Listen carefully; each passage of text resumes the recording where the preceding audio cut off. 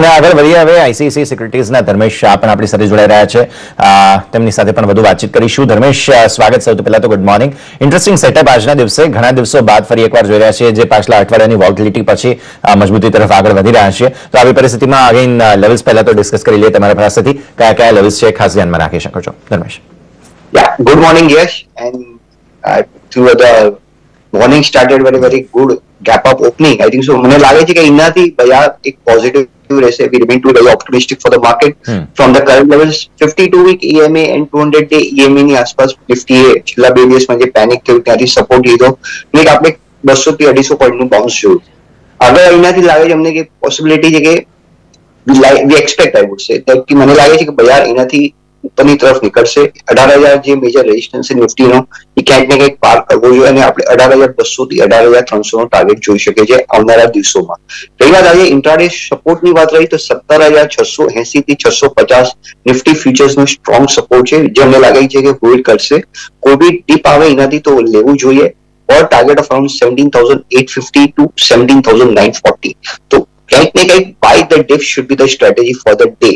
એક interesting thing છે કે જે આપણે છેલ્લા આગળ જોઈએ તો જે તેજી ચાલુ થઈ હતી ડિસેમ્બરથી નવેમ્બરથી, it took 9 weeks from 16,800 to 18,900. And exactly if you look at the corrective phase, it is currently અત્યારે આપણે 9મા વીકમાં એન્ટર કરી રહ્યા છે.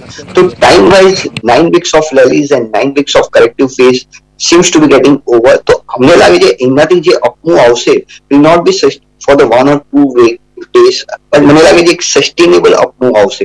Maybe I think so price wise and time wise correction is done and we expect a more of a positivity for the market from the current levels. So buy the dip should be the strategy. I mean અત્યારના definitely volatility રહેશે ક્યાંક ને ક્યાંક કારણ કે budget છે એટલે, પણ આ વોલેટિલિટીમાં અમને લાગે છે કે જે 17,500 on the Nifty spot should hold, it will not break. So any dip should be looked as a buying opportunity. Okay. તો ખાસ કરીને ઘટાડે ખરીદદારીની સલાહ હાલ માર્કેટ પર આપણને બનતી દેખાઈ રહી છે. આગળ વાત કરીએ, આપણી સાથે એક્સપર્ટ્સ જોડાઈ ગયા છે. એસબીઆઈ સિક્યુરિટીઝના સુદીપ શાહ અને એન્વિઝન કેપિટલના નિલેશ શાહ પણ આપણી સાથે જોડાઈ ગયા છે. આપ બંનેનું સ્વાગત છે શો પર. અને ખાસ કરીને વ્યૂ જે રીતે બજેટ પર ચર્ચા કરી રહ્યા છીએ, નિલેશજી આપની પાસેથી જાણવા માંગીશું. આભાર, આપ સ્ટુડિયોમાં આવ્યા છો ખાસ. અને સાથે જ એ પૂછવા માંગીશ કે ગણતરીની જ મિનિટો હવે કહી શકાય કે બજેટ જે છે નાણામંત્રી તેઓ રજૂ કરવા જઈ રહ્યા છે. ઘણી બધી અપેક્ષાઓ બની રહી છે. છેલ્લી મિનિટોના આપના કમેન્ટ્સ કે કઈ રીતે તમે અપેક્ષા રાખી રહ્યા છો બજેટ પાસેથી? બજેટ આ એક બહુ સુવર્ણ તક છે જે એક લોંગ ટર્મ ગ્રોથનું એક એન્વાયરમેન્ટ ઊભું કરવાનું. છેલ્લા 2-3 વર્ષમાં ઇકોનોમી અને ઇન્ડિયાનું સારું રિકવરી થયું છે જે કોવિડનો શોક આવ્યો છે અને હવે ઇકોનોમીને આપણે નેક્સ્ટ લેવલે લઈ જવાની છે અને એવું લાગી રહ્યું છે કે બજેટમાં ઘણી ઘોષણાઓ એવી આવશે જે વિકાસલક્ષી હશે, જે આપણો વૃદ્ધિનો દર એ કેમ વધી શકે, જળવાઈ રહે 6-7%નો અને કેવી રીતે વધી શકે એ પણ એક બજેટનું મુખ્ય ટાર્ગેટ ને મુખ્ય લક્ષ્ય હશે. અને ઘણા એવા એનાઉન્સમેન્ટ આવી શકે છે, ઘણી એવી પોલિસીની એનાઉન્સમેન્ટ આવી શકે છે જેથી રોજગાર વધે, જોબ્સની ઓપોર્ચ્યુનિટીઝ વધે, ઇન્ફ્રાસ્ટ્રક્ચરનું ક્રિએશન વધે, મિડલ ક્લાસ માટે પોસ્ટ ટેક્સની ઇન્કમ કઈ રીતે વધી શકે અને તેથી તે લોકો કન્ઝમ્પશન કેવી રીતે વધારી શકે છે. તો ઓવરઓલ એવું લાગી રહ્યું છે કે બજેટ જે ઇન્ડિયન ઇકોનોમી જે ખૂબ ડિફિકલ્ટ સિચ્યુએશનમાંથી બહાર આવીને ઉભરી છે એનું આગળ વધી અને કેવી રીતે આગેકૂચ થઈ શકે છે એની ઘણી બધી ઘોષણાઓ આવી શકે છે. સાથે જ નિલેશજી એક વ્યૂ તમારી પાસેથી સમજવા માંગીશ કે જે રીતે આપણે જાણીએ છીએ કે એક છેલ્લા ઘણા સમયથી ઘણા દિવસોથી સેશન્સથી આપણે જોઈ રહ્યા છીએ કે માર્કેટ જે છે ભારતીય બજાર છે ગ્લોબલ માર્કેટથી ડીકપલ થઈ રહ્યા છે, પરંતુ આજની મહત્વની ઇવેન્ટ જેમ આપણા માટે બજેટ છે એવી રીતે ગ્લોબલ માર્કેટ્સમાં જોઈએ તો એફએમસીની બેઠક અને એના મિનિટ્સ પણ ખાસ મહત્વના રહે છે. 25 બેસિસ પોઈન્ટ કે 50 બેસિસ પોઈન્ટ વધારે 25 બેસિસ પોઈન્ટની જે એક અનુમાન બની રહ્યું છે આવશે નહીં આવશે એ પછીનો આપણે એક સવાલ બની રહ્યો છે, પરંતુ તમે આની અસર કઈ રીતે જોઈ રહ્યા છો? શું આ જે કહી શકાય કે જાહેરાત થશે, નિર્ણય આવશે, એને ભારતીય બજાર પર કઈ રીતે અસર જોઈ રહ્યા છો? કારણ કે અહીંયાથી તો ડીકપલ નહીં થઈ શકે એવું લાગે છે. રેટ હાઇક્સ આવવાના છે એ એક્સપેક્ટેડ છે. વધારે સ્પેક્યુલેશન કે ગણતરી એ છે કે 25 બેસિસ પોઈન્ટનું આવશે કે 50 બેસિસ પોઈન્ટનું આવશે, પણ એના કરતાં વધારે મહત્વનું છે કે આગળ જઈને યુએસ ફેડ કઈ ટાઈપનો રોડમેપ આપે છે, કઈ ટાઈપના સંકેતો આપે છે ઓવરઓલ વર્લ્ડ ઇકોનોમીની ગ્રોથને લઈને, યુએસ ઇકોનોમીનું ગ્રોથ, ઇન્ફ્લેશનનું વાતાવરણ, એ બધા જે બધી ડિસ્કશન્સ થશે એ લોકોની મિટિંગમાં, મને એવું લાગે છે કે માર્કેટનું વધારે ફોકસ એ બધા ડિસ્કશન ઉપર આવશે ને જેનાથી આગળનું ડિરેક્શન માટે માર્કેટ શોધ કરશે. તો એવું લાગી રહ્યું છે કે એ વધારે એટલું અત્યારે અગત્યનું નહીં રહે. વધારે અગત્યનું એ રહેશે કે આપણા બજેટમાં શું અનાઉન્સમેન્ટ આવે છે, કયા સેક્ટર્સને એક વધારે ફોકસ, વધારે થ્રસ્ટ મળી રહ્યું છે, અને અમુક જે અઝમ્પશન્સ છે બજેટમાં આવવાના છે એના ઉપર પણ માર્કેટનો ઘણો ફોકસ રહે છે, જેવું કે વૃદ્ધિનો દર છે, ફિસ્કલ ડેફિસિટ છે, ગવર્મેન્ટનો બોરોઈંગ પ્રોગ્રામ છે, એ બધા પણ આંકડાઓ છે એ બહુ અગત્યના રહેશે. જી, તો ખાસ કરીને આપણે ફેક્ટર્સ જે છે એના પર એક ધ્યાન રાખવું જોઈએ. સુદીપ, ગુડ મોર્નિંગ, આપનું પણ સ્વાગત છે મુંબઈ સ્ટુડિયોમાં.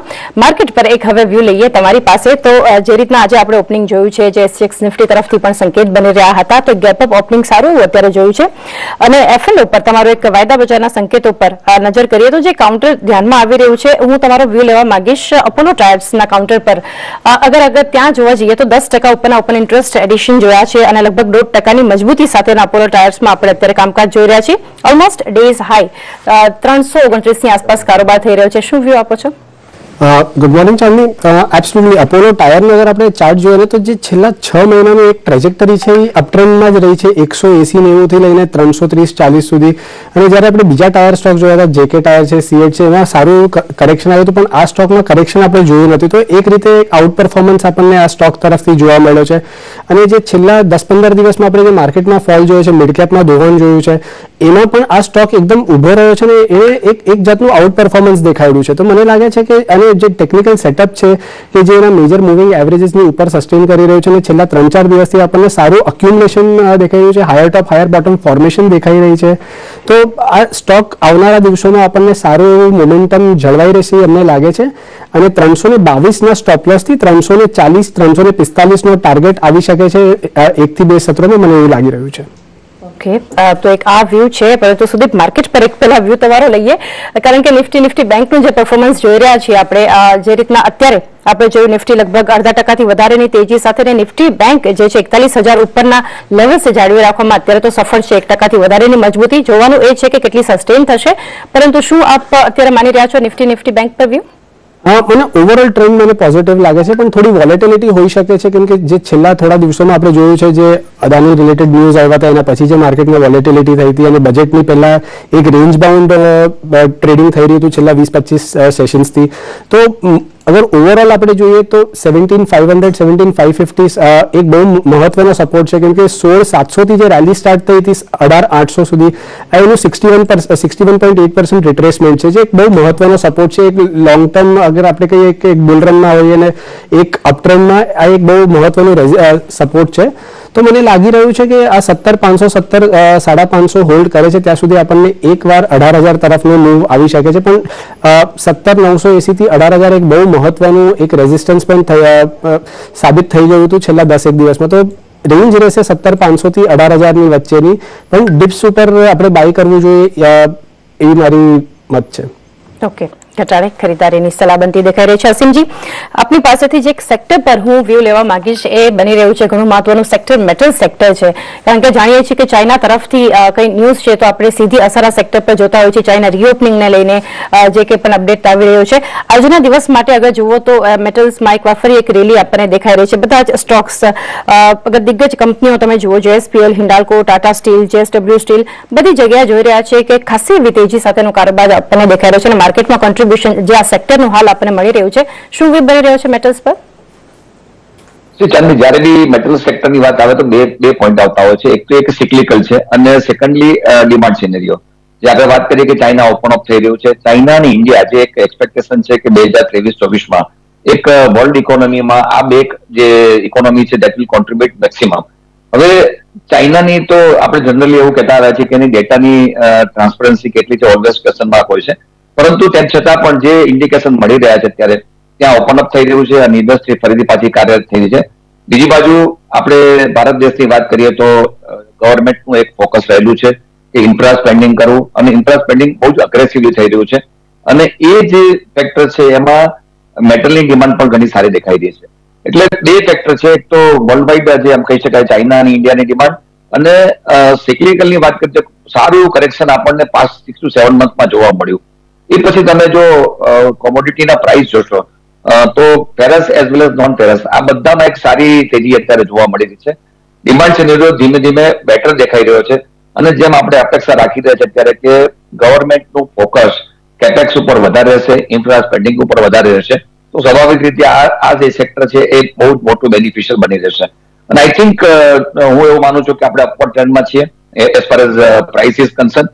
તો મેટલ એઝ અ સેક્ટર મને ઘણું સારું લાગી રહ્યું છે બંને રીતે. એક હિન્દાલ્કો છે કે ટાટા સ્ટીલ છે, એટલે ferrous as well as non ferrous આ બધામાં એક ડિમાન્ડ સારી દેખાઈ રહી છે, પ્રાઇસ પણ ઘણા ફોર્મ દેખાઈ રહ્યા છે, તો રિયલાઇઝેશન પણ ઘણું સારું આવશે. તો ઇન માય ઓપિનિયન મને તો હજી મેટલ સેક્ટર ઘણું સારું લાગી રહ્યું. ચાલે ઓકે, તો ખાસ કરીને એક આ વ્યૂ બનતો આપણને દેખાઈ રહ્યો છે ઓવરઓલ મેટર્સ પર આપણે ચર્ચા કરી. સાથે જ નિલેશજી આપની પાસે ફરી આવીએ અને સેક્ટર રિલેટેડ ખાસ કરીને જે જાહેરાત અહીંયાથી અપેક્ષા બની રહી છે બજેટમાં, તમને શું લાગી રહ્યું છે તમારા પોઈન્ટ ઓફ વ્યૂથી અહીંયાથી કયા સેક્ટર્સ જે હોઈ શકે છે કે જેના માટે એક સરપ્રાઇઝિંગ એલિમેન્ટ્સ કે જાહેરાત આવી શકે છે, અને કયા સેક્ટર પાસેથી એવું લાગી રહ્યું છે કે ખાસ કોઈ અપેક્ષા નથી પરંતુ હા માર્કેટની એની રાહ રહેશે? જે સેક્ટર સૌથી વધારે ફોકસમાં રહેશે બજેટને ધ્યાનમાં રાખીને તે છે ઇન્ફ્રાસ્ટ્રક્ચર સેક્ટર. ઘણા આ સરકારનું ફોકસ ઇન્ફ્રાસ્ટ્રક્ચર ઉપર ઘણું રહ્યું છે. રોડ્સ છે, રેલવેઝ છે, એરપોર્ટ્સ છે, મોબિલિટી છે, એનર્જી છે, આ બધા સેક્ટર્સ છે, પાવર સેક્ટર્સ છે, આ બધા ઉપર ઘણું ફોકસ રહ્યું છે. અને એવું લાગી રહ્યું છે કે બજેટમાં પણ ઘણી એવી અનાઉન્સમેન્ટો આવી શકે છે જે આ સેક્ટરને ફર્ધર એક બૂસ્ટ મળે અને એક વધારે થ્રસ્ટ મળે. તો આ એક સેક્ટર બહુ ઇન્ટરેસ્ટિંગ સેક્ટર રહેશે. સેકન્ડ સેક્ટર છે ડિફેન્સ સેક્ટર. એમાં ખાસ કરીને ડિફેન્સનું એલોકેશન શું હશે, આઉટલે શું હશે, એમાંથી રેવન્યુ આઉટલે શું હશે, કેપિટલ આઉટલે શું હશે, અને ઇન્ડિજિનાઇઝેશન તરફનું જે ગવર્મેન્ટનું જે થ્રસ્ટ આવી રહ્યું છે તેમાંથી આખા સેક્ટરને એક બહુ સારી ફર્ધર ગ્રોથ ઓપોર્ચ્યુનિટી અને મળી શકે એમ છે. તો આ એક સેકન્ડ અગત્યનું ક્ષેત્ર રહેશે. થર્ડ ક્ષેત્ર એ રહેશે હાઉસિંગ સેક્ટર. હાઉસિંગના એક ઘણા ફાયદાઓ હોય છે, ઇકોનોમીને પણ ફાયદો થાય છે, મિડલ ક્લાસને પણ ફાયદો થાય છે. તો જે હાઉસિંગ લોનની જે ઇન્ટરેસ્ટની જે એક્ઝેમ્પશન લિમિટ હોય છે એ હોઈ શકે કે એ વધારી શકે. તો આ એક ત્રીજું સેક્ટર. અને ચોથું કે અમુક ટેક્સ એક્ઝેમ્પશનની લિમિટ્સ વધારી શકવામાં આવશે, અને એ જો વધારાશે તો મિડલ ક્લાસના હાથમાં ટેક્સ પછીની જે આવક રહેશે એ વધી શકે છે, જેથી એ અમુક કન્ઝ્યુમર પ્રોડક્ટ્સ, કન્ઝ્યુમર સર્વિસીસ ઉપરનું ડિમાન્ડ વધી શકે છે. તો આ એક ત્રીજું એરિયા, આ એક ચોથું એરિયા છે જ્યાં ઉપર ફોકસ રહી શકે એમ છે. તો એવું લાગી રહ્યું છે કે ઓવરઓલ આ 3 થી 4 સેક્ટર્સ છે જેના ઉપર બહુ ફોકસ રહ્યું છે. અને જે પાંચમો એરિયા છે આપણે જોયું છે કે મેન્યુફેક્ચરિંગને એક સપોર્ટ આપવા માટે, ગ્રોથ આપવા માટે PLI જેવી સ્કીમ લાવી છે. પાસ્ટમાં ઇન્કમ ટેક્સનો રેટ પણ ઓછો કર્યો છે મેન્યુફેક્ચરિંગ ઇન્ડસ્ટ્રીઝ માટે. GST પણ ઇમ્પ્લિમેન્ટ થયું છે. પણ આ હવે મેન્યુફેક્ચરિંગ સેક્ટરને એક નવું બીજું ફર્ધર થ્રસ્ટ કઈ રીતે મળી શકે એના ઉપર પણ હોઈ શકે કે બજેટનું એક ફોકસ આવે. આપણે એ ધ્યાનમાં રાખવું છે કે અત્યારે ભારત એક્સપોર્ટ ઓફ સર્વિસીસ, ખાસ કરીને IT સર્વિસમાં એક બહુ લીડરશિપ પોઝિશન નોંધાવી લીધી છે. પણ હવે મેન્યુફેક્ચરિંગનો વારો છે જેનાથી ઘણી જોબ્સ ક્રિએટ થઈ શકે, અને એક્સપોર્ટ ઓફ મેન્યુફેક્ચરિંગ પ્રોડક્ટ્સ કઈ રીતે વધી શકે એના ઉપર, જેમ કે ઇલેક્ટ્રોનિક આઇટમ્સ છે, આઈફોન્સ છે, મોબાઈલ ફોન્સ છે, ટેક્સટાઇલ્સ, કેમિકલ્સ, ફાર્માસ્યુટિકલ્સ, આ બધા ક્ષેત્રો પર ગવર્મેન્ટનો ઘણો ફોકસ રહ્યો છે. અને એવું લાગી રહ્યું છે કે હોઈ શકે કે બજેટમાં આ ક્ષેત્ર પણ ઘણો ફોકસ આવી રહ્યો. તો આ લગભગ 5 સેક્ટર્સ છે, મોટા સેક્ટર્સ છે જ્યાં મોટી ઓપોર્ચ્યુનિટી છે અને જ્યાં મોટા પોલિસી ઇનિશિયેટિવ્સ આવી શકવાની ગુંજાઈશ છે. જી નિલેશજી, એક છેલ્લે હું પૂછવા માંગીશ, જે રીતે તમે ઘણું ડિટેલમાં બધા જ સેક્ટર્સ પર એક સરસ વ્યૂ આપ્યો છે, પરંતુ જ્યારે તમે ટેક્સની વાત કરી છે તો LTC જે long term capital gain tax જે છે ઓન ઇક્વિટી ફંડ્સ, એમાં ખાસ કરીને ક્યાંક ને ક્યાંક જાહેરાતની છૂટછાટની એક અપેક્ષા બનતી દેખાઈ રહી છે. એ તમે કેટલું મહત્વનું ગણો છો અને અહીંયાથી કોઈ શક્યતા અપેક્ષા લાગી રહી છે? એક વસ્તુ આપણે ધ્યાન રાખવા જેવી છે કે જે સ્ટોક માર્કેટ છે કે જે ઇક્વિટી ઇન્વેસ્ટમેન્ટ્સ છે ત્યાં અત્યારે ડબલ ટેક્સેશન થઈ રહ્યું છે. પહેલા તો આપણે જ્યારે લે વેચ કરીએ છીએ ત્યારે STT લાગે છે, સિક્યોરિટીઝ ટ્રાન્ઝેક્શન ટેક્સ લાગે છે, અને એના પછી કેપિટલ ગેઇન્સ ટેક્સ લાગે છે. અને આ STT એ હિસાબે ઇન્ટ્રોડ્યુસ થઈ હતી કારણ કે આ વખત આપણે કેપિટલ કાઢીને સિક્યોરિટીઝ ટ્રાન્ઝેક્શન ટેક્સ લાવ્યું હતું. હવે અત્યારે બંને ટેક્સીસ છે, એટલે એવું ખાસ કરીને છે કે જો અગર બજેટમાં એવું આવી શકે કે બંનેમાંથી એક ટેક્સ નીકળી જાય. ઓફકોર્સ અત્યારે તો આ એક ટાઈપનું એક સપનું જેવું લાગી રહ્યું છે, પણ કોઈ વસ્તુનું આપણે રૂલ આઉટ તો કરી નથી શકતા. જો એની પ્રોબેબિલિટી તો બહુ જ ઓછી છે, પણ અગર એ જો થઈ જાય કે ખાલી 2 ટેક્સની જગ્યાએ સિંગલ ટેક્સ આવે તો એક ઇક્વિટી માર્કેટ માટે, ઇક્વિટી ઇન્વેસ્ટમેન્ટ માટે અને ભવિષ્યમાં કેપિટલ ફોર્મેશન અને એન્ટરપ્રેન્યોરશિપને એન્કરેજ માટેનું આ એક બહુ મોટું સ્ટેપ અને બહુ મોટું લીપ સાબિત થશે ભવિષ્ય માટે. જી નિલેશજી, ખૂબ ખૂબ આભાર તમારો બજેટ પહેલા અમારી સાથે આ ચર્ચામાં જોડાયા અને તમારા ઇનપુટ્સ આપ્યા. આભાર. ધન્યવાદ. તો આપણે એક્સપર્ટ્સ આપણી સાથે જોડાયેલા છે અને હવે આપણી સાથે જોડાઈ રહ્યા છે KR ચોકસી હોલ્ડિંગ્સના દેવેન ચોકસી. દેવેનજી, સ્વાગત છે આપનું શો પર. અને એક વ્યૂ તો એક લેવો જ જોઈએ આજે, કારણ કે બજેટને જ્યારે ગણતરીની મિનિટો બાકી છે, તો છેલ્લી મિનિટોમાં આપ શું કહી રહ્યા છો? બજેટ પર આપણે ઘણી ચર્ચાઓ કરી જ છે, પરંતુ શું લાગી રહ્યું છે, શું જાહેરાત થઈ શકશે, કઈ અપેક્ષા બનતી દેખાઈ રહી છે? ઇન્ડિયાની ઇકોનોમીને કન્ઝમ્પશન ચાલુ રાખવા માટે ગવર્મેન્ટે ઓલરેડી જે પ્રયત્ન કર્યા છે તે પ્રયત્ન કદાચ આ બજેટની અંદર ફર્ધર મેગ્નિફાઈ થતા દેખાશે. 110 લાખ કરોડનું ઇન્ફ્રાસ્ટ્રક્ચર સ્પેન્ડિંગ થકી ઇકોનોમીની અંદર દર વર્ષે અમુક ફંડ્સ ખર્ચો થવાના છે, જે 7.5 લાખ કરોડ ગયા વર્ષે પ્રોવાઈડ કર્યા હતા. આ વર્ષે કદાચ 9 લાખ કરોડ અથવા એની ઉપર અમાઉન્ટ પ્રોવાઈડ કરવામાં આવે. Eventually, I think the government will speed up the infrastructure spending. એ તરફથી ઇન્ડસ્ટ્રીયલ કન્ઝમ્પશન વધી ના આવે. બીજી તરફ ઇન્ડસ્ટ્રીયલ કન્ઝમ્પશન વધે એની સાથે સાથે પર્સનલ કન્ઝમ્પશન પણ વધતું આવે, કારણ કે આઈ થિંક ડિસ્પોઝેબલ ઇન્કમ લોકોના હાથમાં આવતી જાય તેમ તેમ સ્પેન્ડિંગ રૂરલ કન્ઝમ્પશનમાં બી આવવાનું સ્ટાર્ટ થાય, તો એ આઈ થિંક એનો નેચરલ ઇમ્પેક્ટ આવશે, પોઝિટિવ ઇમ્પેક્ટ આવશે. બીજી તરફ ગવર્મેન્ટે જે નેશનલ મોનેટાઇઝેશન પોલિસી થકી જે આઈ થિંક ઇનિશિયેટિવ પુટઅપ કર્યો છે કે જેમાં નોન પરફોર્મિંગ એસેટ ગવર્મેન્ટના જે છે તેને સેલ કરી અને પૈસા ઉભા કરવાના, એમાં ખાસ પ્રગતિ થઈ નથી. મારે એવું માનવું છે કે આ બજેટની અંદર કદાચ આ વસ્તુને એક શેપ આપવામાં આવશે. જે રીતે પાસ્ટ યરની અંદર પબ્લિક સેક્ટર ઓઇલ કંપનીઝના જે શેરોને ઓઇલ PSU ETF તરીકે જે આખી સ્કીમ લોન્ચ કરી હતી, એ પ્રમાણે કદાચ હવે આ સમય આવી ગયો છે કે મોનેટાઇઝેશન ઓફ એસેટ કરવા માટે આ ટાઈપની કોઈ સ્કીમ લોન્ચ કરવામાં આવે, જેને કારણે ગવર્મેન્ટના એસેટ્સ છે એ નેચરલી મોનેટાઇઝ થવાના સ્ટાર્ટ થાય અને પબ્લિકમાંથી ફંડ રેઝ થવાના ચાલુ થાય. તો એક બીજો પોઈન્ટ મને દેખાઈ રહ્યો છે કે આ બજેટમાં ડિસ્ટિંક્ટલી પોસિબલ છે. બીજો પોઈન્ટ જે મને દેખાઈ રહ્યો છે એ મને ગવર્મેન્ટ ફાર્મર્સને જે કોઓપરેટિવ સેક્ટર થકી ઓર્ગેનાઇઝ કરવા માંગે છે એના તરફ કદાચ આઈ થિંક વધારે એફર્ટ ગવર્મેન્ટના આવશે. એલોકેશન ઓફ મની પણ એ થકી વધારે આવશે, કારણ કે જેમ જેમ કોઓપરેટિવ સેક્ટર ફાર્મર્સને વધારે ને વધારે ઇન્ક્લુડ કરતું જાય તેના થકી આઈ થિંક ફાર્મરને બેટર રિયલાઇઝેશન મળે, સસ્તા ભાવે એગ્રી ઇનપુટ મળે અને દેશની અંદર ક્રોપનું પ્રોડક્શન સસ્ટેનેબલ બેસિસ પર થાય, એની નેચરલ ઇમ્પેક્ટ આવે કે ક્રોપના ભાવ નહીં વધે અને એને કારણે ઇન્ફ્લેશન કંટ્રોલમાં રહે. તો એક તરફ ફાર્મરને બેનિફિટ થાય, બીજી બાજુ કન્ટ્રીને બેનિફિટ થાય. એ બી એક આઈ થિંક પ્રોસેસ હું જોઈ રહ્યો છું કે આ બજેટમાં કદાચ એનાઉન્સ થઈ શકે. આ 3 વસ્તુ પર મારું મહત્વનું ફોકસ રહેશે અને એકંદરે આઈ થિંક આ બજેટ થકી ગ્રોથ થવા માટે જે ઇલેક્શન પહેલાનું છેલ્લું યર છે બજેટ માટે, તો બજેટ થકી ઇકોનોમીમાં ગ્રોથ થવા માટેના જે સ્ટેપ લેવાશે તેના અંદર આ 3 જગ્યાએ હું વધારે ફોકસ રાખીશ. એટલું સંક્ષિપ્તમાં કહી શકાય મારા તરફથી. જી ડેફિનેટલી દેવેનજી, બહુ સરસ એક વ્યૂ તમે સમજાવ્યો છે આશા અપેક્ષાને લઈને બજેટ પર. પરંતુ અગર સેક્ટર સ્પેસિફિક હું તમને પૂછું તો અહીંયાથી તમને શું લાગે છે, કઈ રીતે ફાળવણી છે કે કોઈ રાહતને લઈને કોઈ સમાચાર આવતા દેખાઈ રહ્યા છે અહીંયાથી, કયા સેક્ટર પર ખાસ ફોકસ રહેવું તમને લાગી રહ્યું છે બજેટ પર, કે એક સરપ્રાઇઝિંગ એલિમેન્ટ સેક્ટર માટે અને માર્કેટ માટે આવી શકે છે? એક બહુ ઇમ્પોર્ટન્ટ પોઈન્ટ એવો દેખાય છે કે ઇકોનોમીને $5 ટ્રિલિયન અને $10 ટ્રિલિયન તરફ જવું હોય તો બેન્કિંગ સેક્ટરને તમારે વધારે ને વધારે મજબૂત કરવું પડશે, કન્સોલિડેટ કરવું પડશે.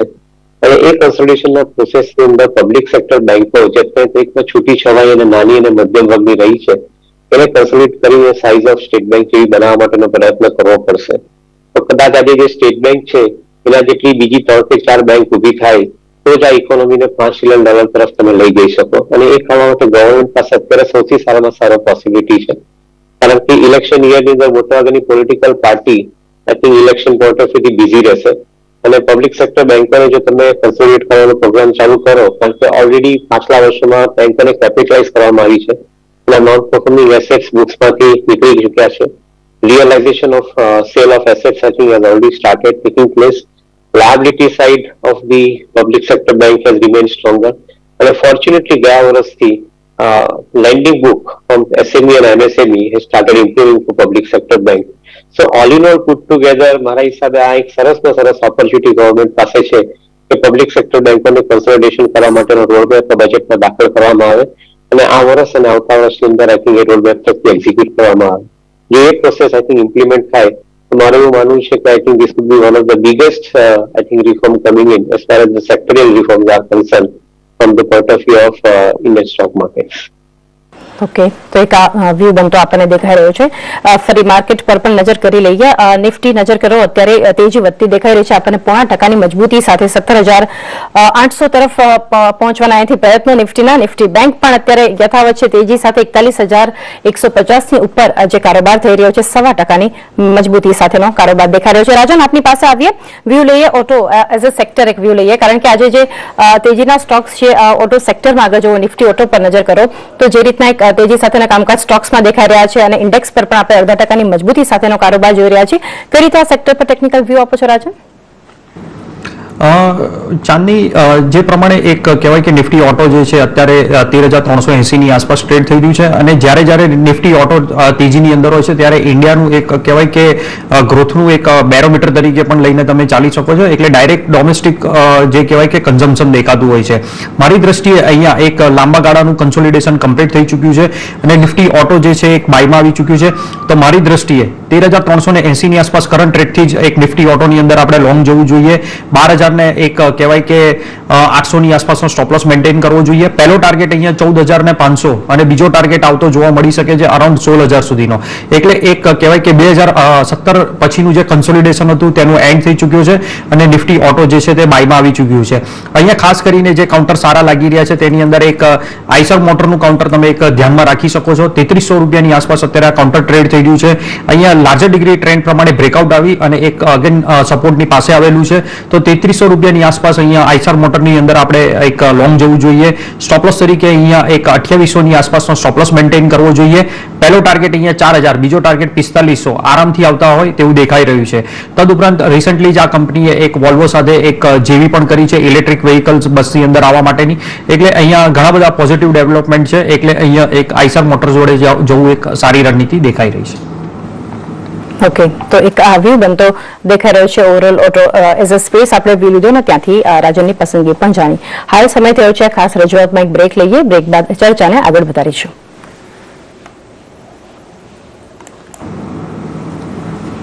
$18,300. Budget 2000